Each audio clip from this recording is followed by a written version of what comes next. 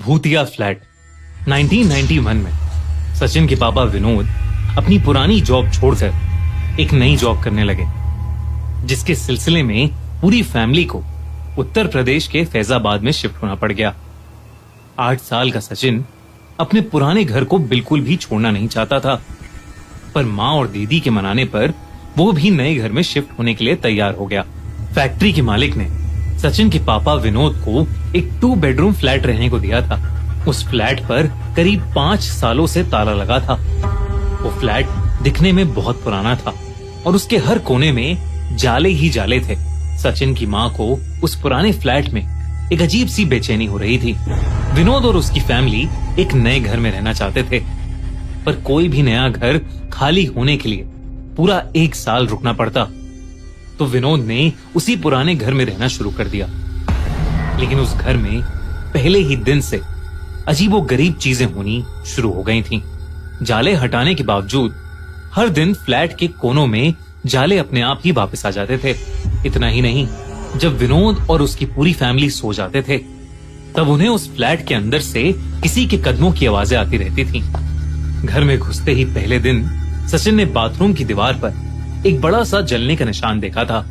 अगले आने वाले दिनों में सचिन ने उस पर न जाने कितनी बार पेंट किया होगा, लेकिन फिर भी हर 10-15 दिनों में वो जला हुआ निशान वापस दिखने लगता था। सचिन इन सारी हरकतों को कनेक्ट करने लगा और ये मानने लगा कि उस घर में कोई भूत है। जब उसने ये बात अपनी बड़ी बहन को बताई, तो उसकी बहन ने उसे समझाते हुए कहा कि भूत वूत कुछ नहीं होता और ये सब उसका वहम है। एक बार सचिन के पापा विनोद को अपने काम से पड़ोस वाले शहर में जाना पड़ा। घर में बस सचिन, उसकी बहन और उसकी माँ थे। दोनों बच्चे अपने रूम में सो रहे थे और माँ अपने बेडरूम में। रात के करीब 1 बज रहे थे और सचिन की माँ की नींद बार बार टूट रही थी। उस रात भी फ्लैट के अंदर से कदमों की आवाजें आ रही थीं।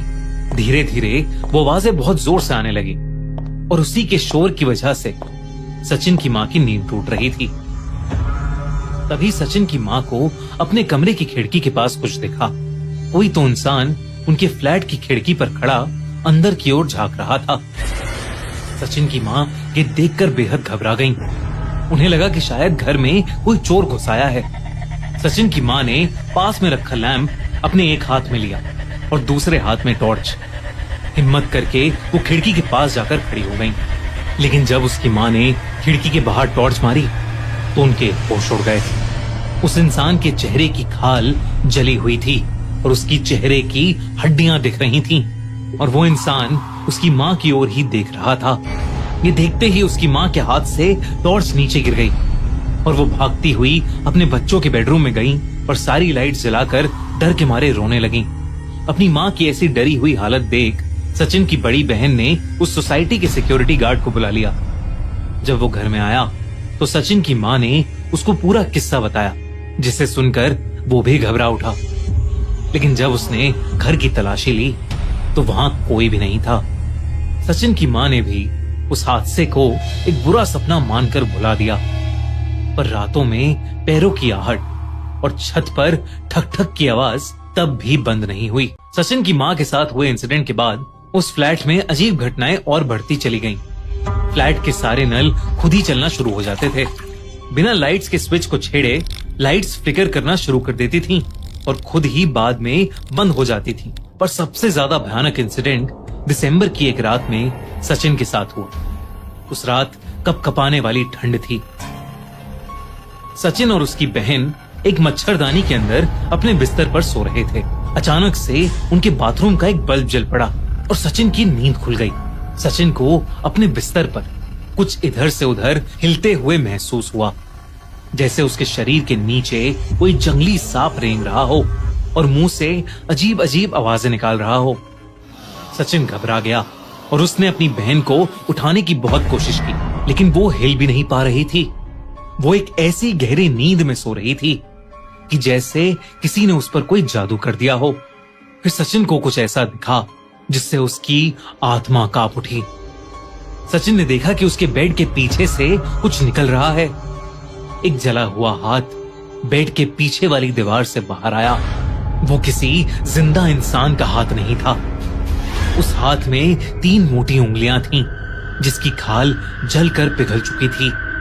वो जला हुआ हाथ धीरे धीरे सचिन के सर के पास आया और फिर उसके सर को फेरने लगा, जैसे कोई उसको सुलाने की कोशिश कर रहा हो।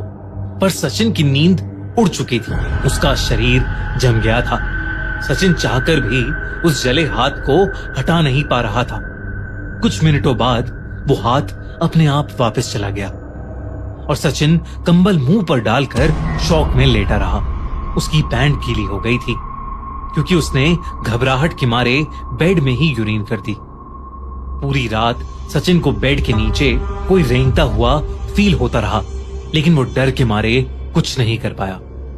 अगली सुबह सचिन ने ये इंसिडेंट सबको बताया। सचिन की मां को अब समझ आ गया था कि वो फ्लैट वाकई भूतिया है। उन्होंने फौरन विनोद को फोन करके वापस बुलाया और उसी दिन उनकी पूरी फैमिली कंपनी के गेस्ट हाउस में शिफ्ट हो गए और उन्होंने वहीं रहना शुरू कर दिया। कुछ दिनों बाद उन्हें किसी से उस फ्लैट में रह रहे पुराने किराएदार के बारे में पता चला। 5 साल पहले वहां एक केमिकल इंजीनियर रहता था और एक बिजनेस ट्रिप के दौरान उसका एक भयानक एक्सीडेंट हो गया था। उसकी मौत की खबर सुन के उसके पिता को बहुत सदमा लगा था। जब उसकी डेड बॉडी घर पहुंचने के रास्ते में थी तो उसके पापा ने खुद को बाथरूम में आग लगाकर जला लिया था।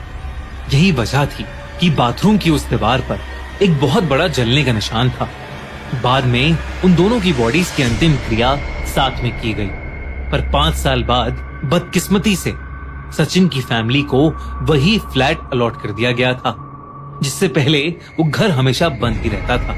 अपने नए घर में सचिन दिन रात कनेक्शन बनाता रहता था कि शायद उस रात जो जला हुआ हाथ उसने महसूस किया था और जो जला हुआ इंसान उसकी मां ने देखा था, वो उसी केमिकल इंजीनियर के पिता की आत्मा थी जो शायद अपने बेटे को ढूंढ रही थी। आपको क्या लगता है? हमें कमेंट्स में जरूर बताइए।